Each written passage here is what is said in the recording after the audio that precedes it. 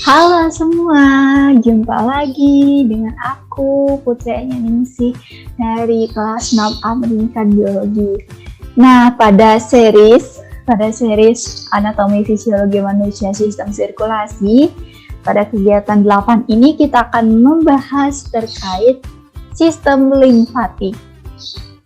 Oke.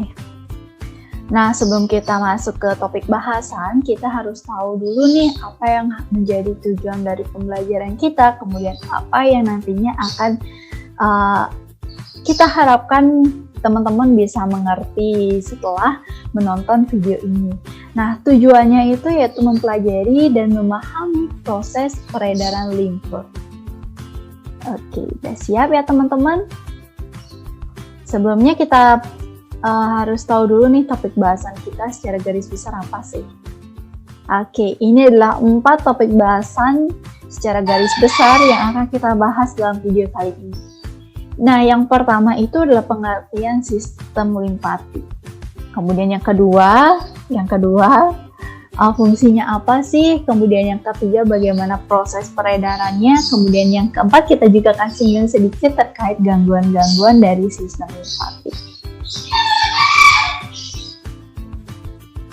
Nah, teman-teman, perlu teman-teman ketahui bahwa sistem limfatik atau cairan limfa itu merupakan cairan jernih kekuning-kuningan yang berisi sel-sel darah putih, keping darah, dan fibrinogen. Nah, kandungan fibrinogen pada limfa ini menyebabkan limfa itu mampu membeku. Kemudian cairan limfa ini juga dapat diartikan sebagai cairan yang mirip dengan plasma dengan kadar protein yang lebih rendah.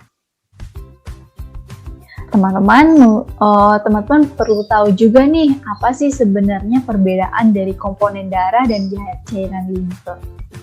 Apabila kita cermati itu komponen darah, kita akan membahas berdasarkan 3 indikator, yaitu kadar protein, kemudian zat yang diangkut, dan warna cairannya. Kalau misalkan kita lihat dari komponen darah, mungkin teman-teman masih ingat di video sebelumnya, itu kadar proteinnya itu 8%, kemudian zat yang diangkut itulah oksigen, kemudian CO2, monosakarida, dan asam amino. Kemudian warna cairannya tentu saja itu warna merah. Kemudian kalau cairan limfa itu kadar proteinnya itu 3%, lebih rendah dari komponen darah. Kemudian zat yang diangkut ini adalah lemak dari asam lemak dan gliserol. Kemudian warna cairannya itu seperti yang sudah aku jelasin di penjelasan sebelumnya, itu warna kuning muda, jernih kekuningan ya. Oke, sebenarnya apa sih itu fungsi dari cairan limfa? Nah, cairan limfa ini berfungsi ada 5 ya teman-teman, bisa dicermati. Yang pertama itu mengumpulkan dan mengembalikan cairan interstisial termasuk protein plasma ke darah, sehingga membantu mempertahankan keseimbangan cairan atau fluid balance. Kemudian yang kedua itu mempertahankan tubuh terhadap penyakit dengan memproduksi limfosit. Kemudian yang ketiga itu menyerap lemak dari intestinum dan membawanya ke darah. Kemudian mengeluarkan zat-zat toksik dan debris seluler dari jaringan setelah infeksi atau kerusakan jaringan. Sangat penting banget ya untuk cairan limfa ini bagi tubuh kita.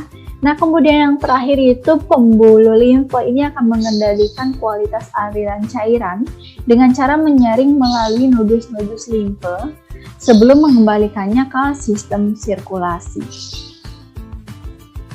Nah, teman-teman pasti bertanya-tanya gimana sih proses jalannya cairan limfa ini. Nah, untuk cairan limfa itu bisa teman-teman cermati dari bagan juga, kemudian aku akan jelasin juga. Nah, air dalam larutan kristaloid itu akan selalu merebes dari kapiler darah ke dalam cairan interstisial.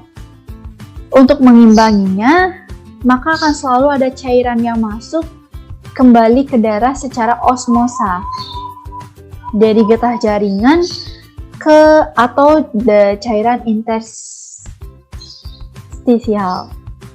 Sebagian kecil getah jaringan tersebut akan masuk ke kapilari limfe dengan suatu cara yang belum dimengerti dengan baik sampai sekarang. Dari kapiler limfe ini akan mengalir ke pembuluh limfe yang lebih besar. Nah, dan akhirnya tiba pada pembuluh limfe yang besar. Nah, terdapat dua pembuluh limfe yang besar, yaitu ductus lymphaticus dexter dan ductus thoracicus. Nah, cairan limfe dari seluruh tubuh itu kecuali dari kuadran kanan atas. Kuadran kanan atas itu dari kepala bagian kanan, kemudian leher kanan, dan dada kanan. Itu akan mengalir ke dalam ductus thoracicus. Ingat ya teman-teman. Kemudian akhirnya bermuara pada vena subclavia kiri.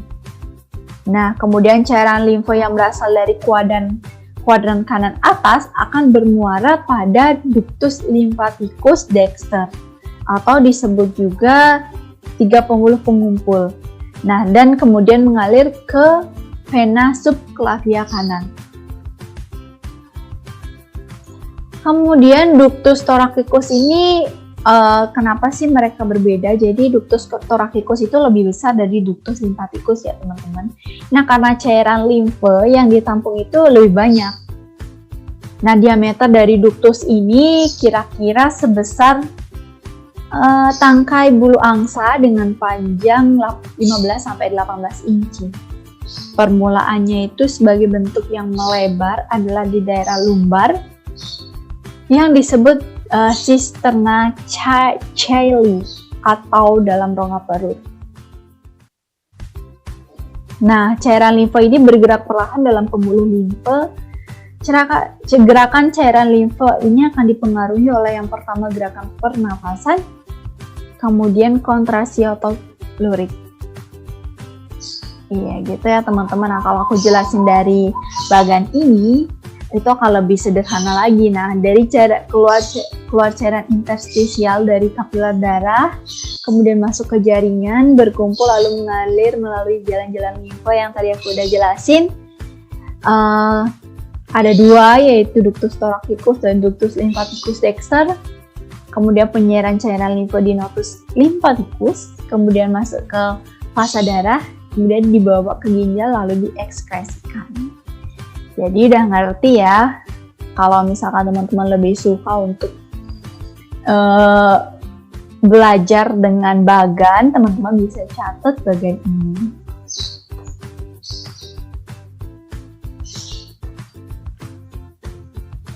Oke, sekarang kita udah masuk ke kelainan ya, kelainan dari sistem atau gangguan dari sistem limfa atau sirkulasi limfe. Ini yang pertama, yaitu amandel. Kita udah nggak asing lagi dengan gangguan penyakit ini. Jadi amandel itu peradangan pada dua bantalan jaringan yang berbentuk oval di belakang tenggorokan. Gitu. Mungkin kalau misalkan teman-teman A gitu di depan cermin itu bakal kelihatan. Semua orang memiliki amandel. Tetapi kalau misalkan, tapi perbedaannya itu ada yang meradang dengan meradang parah, kemudian ada yang tidak terlihat gitu. Jadi pola makan juga menjadi pengaruh dalam amandel ini. Oke, sekarang kita akan jelaskan lebih rinci lagi terkait amandel. Yaitu amandel itu tonsil atau dikenal dengan nama amandel adalah bagian dari organ sistem limfatik yang berukuran kecil yang terletak di belakang tenggorokan. Kemudian fungsi dari tonsil ini yang utama adalah sebagai salah satu pertahanan tubuh dalam memerangi infeksi. Nah, tonsil ini juga menghasilkan sel darah putih dan antibodi serta mampu menyaring virus dan bakteri yang masuk ke dalam tubuh. Organ ini juga berfungsi untuk mencegah masuknya benda asing yang mungkin terhirup maupun tertelan sebelum masuk ke paru-paru. Jadi gitu ya, jadi semua orang punya amandel, tapi tergantung amandelnya itu meradang dengan keras yang menyebabkan sakit atau kalau kayak aku ini bisa bicara, kemudian bisa jelasin ke teman-teman di video ini. Jadi syukur masih sehat untuk sampai sekarang. Jadi belum ada pernah radang amandel. Nah, ini apa sih penyebab dari radang amandel itu, teman-teman? Nah, jadi radang amandel ini disebabkan oleh infeksi virus atau bakteri. Penyebab yang tersering itu dari bakteri Streptococcus. Nah, penyebab umum lainnya adalah adenovirus, kemudian virus influenza, virus Epstein-Barr, kemudian virus parainfluenza, enterovirus, dan virus herpes simplex. Oke.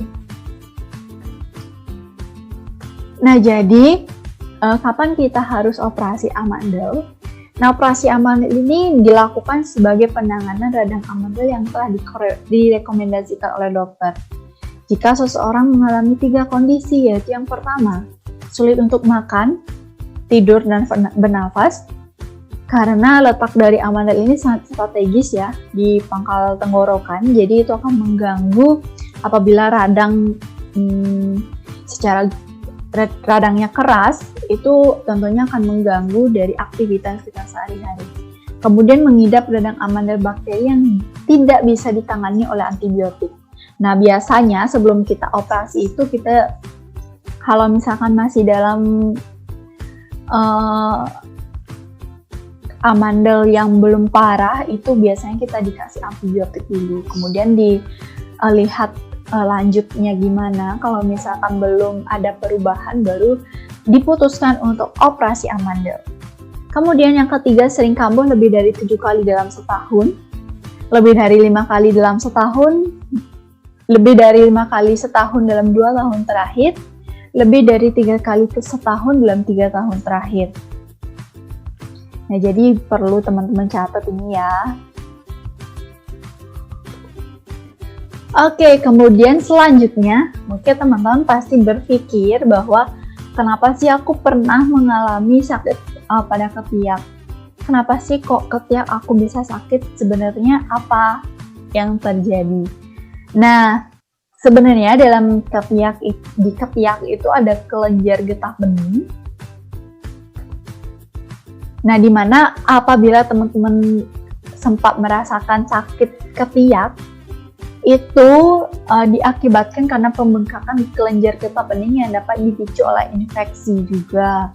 Kemudian penyakit pada sistem kekebalan tubuh atau kanker dalam kasus yang parah.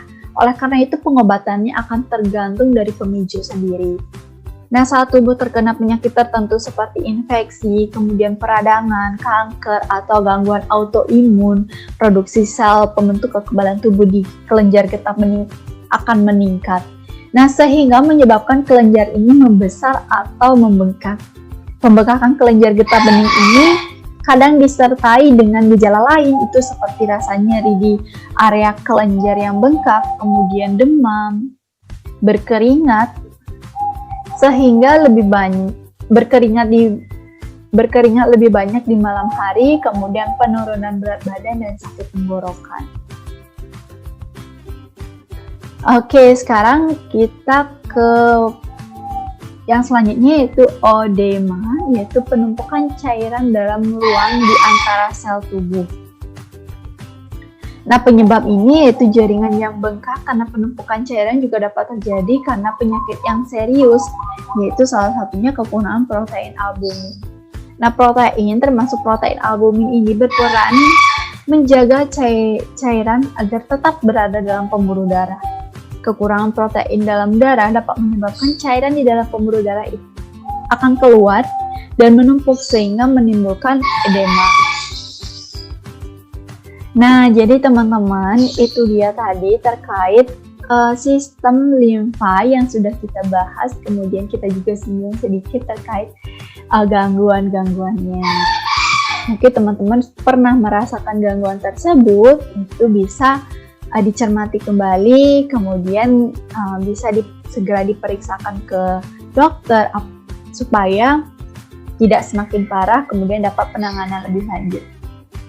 Terima kasih sudah menonton video ini. Sampai jumpa di video berikutnya.